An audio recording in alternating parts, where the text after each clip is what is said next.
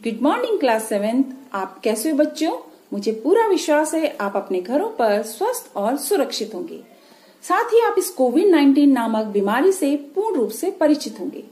हमें इस बीमारी से डरना नहीं है, बल्कि इस बीमारी को हिम्मत से हराना है। बच्चों, आज चारों तरफ इस महामारी ने सबको मुश्किल में डाल दिया है, लेकिन हमें हिम्मत से काम लेना है। हर क्षेत्र के कार्य को इस महामारी ने प्रभावित किया है। जैसा कि आप जानते हैं, शिक्षा के क्षेत्र में भी हम इसके आगे विवश हो चुके हैं, लेकिन हमने अपनी ऑनलाइन क्लासेस के द्वारा पूरी कोशिश की है कि हम आपके अध्ययन कार्य को प्रभावित न होने दें।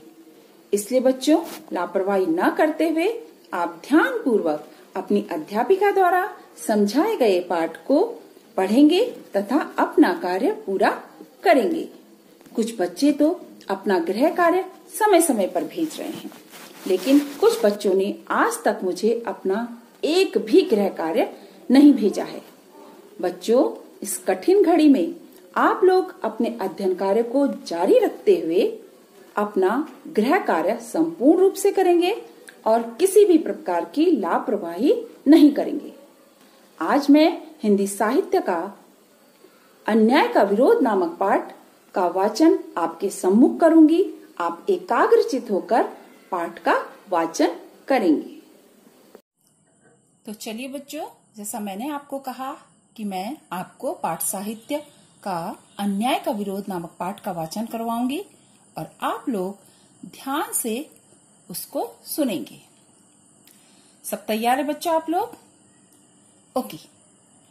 कुछ दिन पहले की बात है, मैंने अपने बच्चों की गवर्नेंस जूलिया को अपने पढ़ने के कमरे में बुलाया और कहा, बैठो जूलिया, मैं तुम्हारी तनख्वाह का हिसाब करना चाहता हूँ।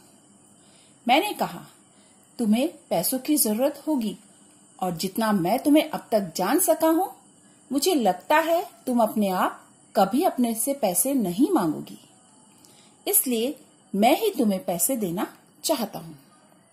हाँ, तो तुम्हारी तनख्वाह 30 रूबल महीना तय हुई थी ना? जी नहीं, 40 रूबल, जूलिया ने दबे स्वर में कहा।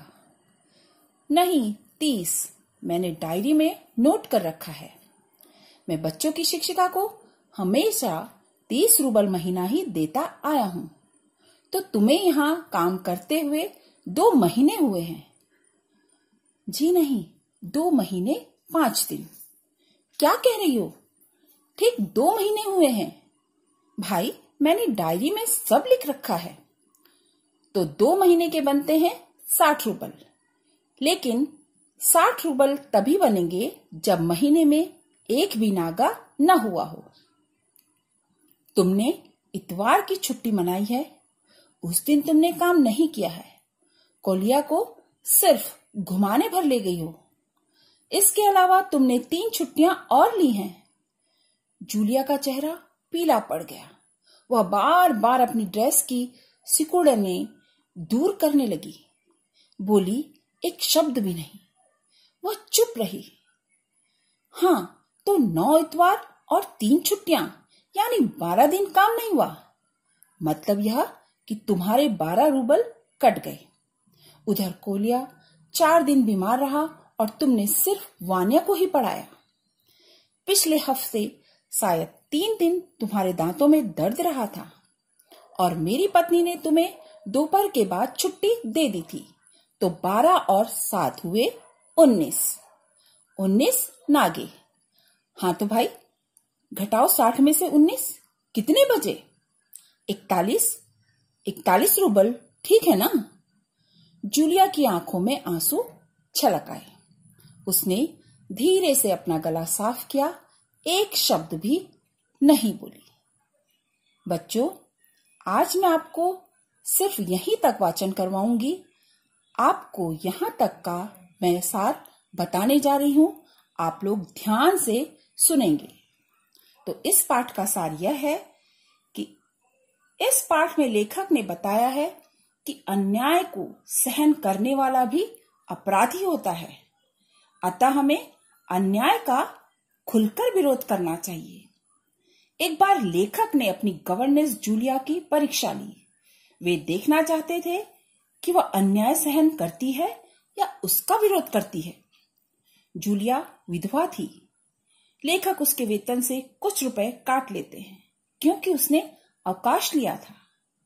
लेखक ने उसे बताया कि उसे काम करते हुए 2 महीने 5 दिन हुए थे और उसने 3 छुट्टियां की थी और 9 इतवार वह नहीं आई थी, यानी 12 दिन काम नहीं हुआ।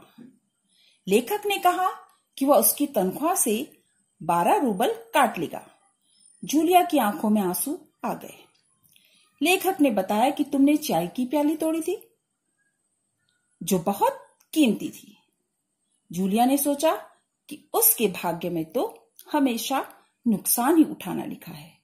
लेखक ने जूलिया पर कई इल्जाम लगाए, परंतु जूलिया ने एक शब्द भी अपने मुंह से नहीं कहा।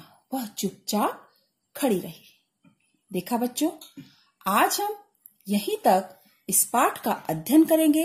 बाकी का हम अगली कक्षा में पढ़ेंगे। तो जितना भी मैंने आपको पढ़ा है, आप उसका वाचन करेंगे और समझेंगे। धन्यवाद बच्चों।